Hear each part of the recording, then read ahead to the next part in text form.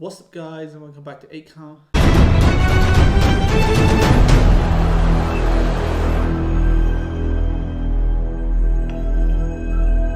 Guys, we're back with another video with Anthony Joshua beating Jermaine Franklin by unanimous decision last night.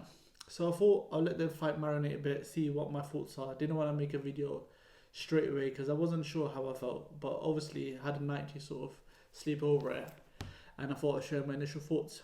So firstly, I think it's true that everyone wanted to see a knockout. You know, the way Joshua was carrying himself, and he was saying like he's going to get the job done, and he had this sort of serious look of the sort of the mentality of like fuck everyone sort of type of vibe.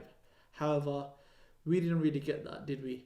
I felt like the first few rounds he was a bit, I think until the 6th round he was a bit tentative. It reminded me of the second Ruiz with mix of Pula, where I felt like he was mixed in between styles and he just couldn't get the finish done. Maybe because he was afraid of, because when the fight was coming closer, I realized that this may be a harder fight than normal, just because that Jermaine Franklin, he possesses some similar skills to Andy Ruiz, where if you start exchanging with him, he's probably going to be first to punch, if that makes sense. So if you would have seen between rounds 4 to 6, when they did have those exchanges, Josh was really tentative and you would hold him quite in between his exchange just so he didn't get caught and maybe, affect his equilibrium, which happened a few times before. And, if he gets knocked down or anything, it's not the best thing. So I think he was playing really safe. I think after the 6 rounds, he did put the pressure on, but he just didn't go for the kill. He just didn't sort of put a statement in. I would say though, he used his jab well. I did see a few uppercuts. He really slipped as well. Quite a few punches, slipped and slided. You see him a lot when he's shadow boxing and stuff. He likes to, duck his head around and, like, as he would say, be that boxer he wants to be.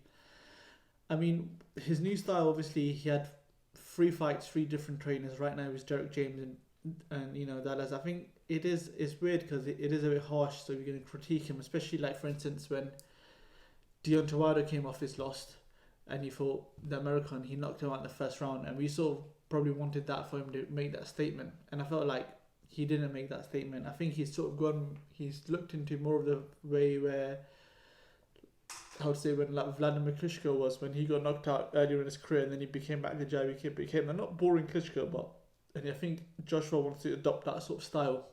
I don't know how that style is going to work, to be fair, and we need to see him with another fighter, and I think the best opponent next will be probably, I would say, even though everyone wants a Tyson Fury fight, will be Dillian Whyte, because we know that Dillian Whyte is coming to fight, and he won't be, he's got the power, and we're going to see if Joshua still has that dog in him. That's the question. I know Joshua won, and I know he won, convincingly. I stopped watching after round 11 because I knew, I was waiting for the knockout, and obviously it didn't come. But the question remains, does he still have the dog in him?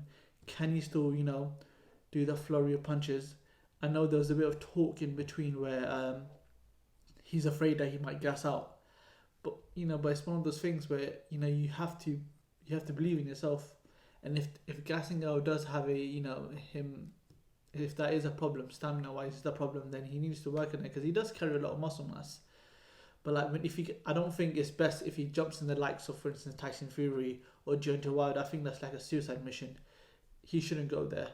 I would say his next 3, in my opinion, opponents should be Dillian Whyte, or Daniel Dubois. I know Daniel Dubois is a bit of a risky fight, but if he can come through Daniel Dubois, young upcoming, then we have a case there. Or someone on the likes of like a Luis Ortiz. I wouldn't say Joy Joyce, because I think like Joy Joyce absolutely walks through Joshua. He just needs someone to maybe give him that confidence that he can stand there and bang.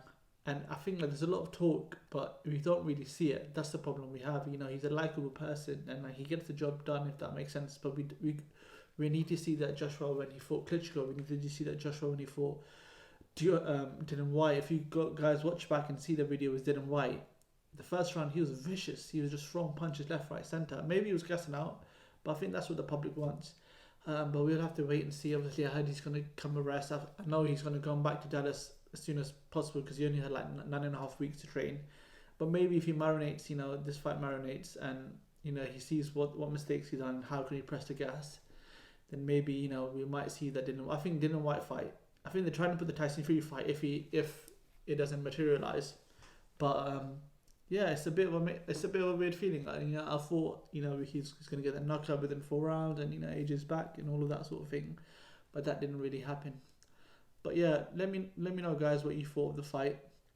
I know there was a bit of a scrap afterwards as well, where, you know, back and forth. But obviously, I feel like Jermaine Franklin, you know, he came here, he felt like he was up 4-2 for the first 6 rounds. I think that's just the passion of boxing. But yeah, let me know what you guys think. Do you think Joshua still has it in him? Do you think he can still be the champion he was once? Yeah, so let me know.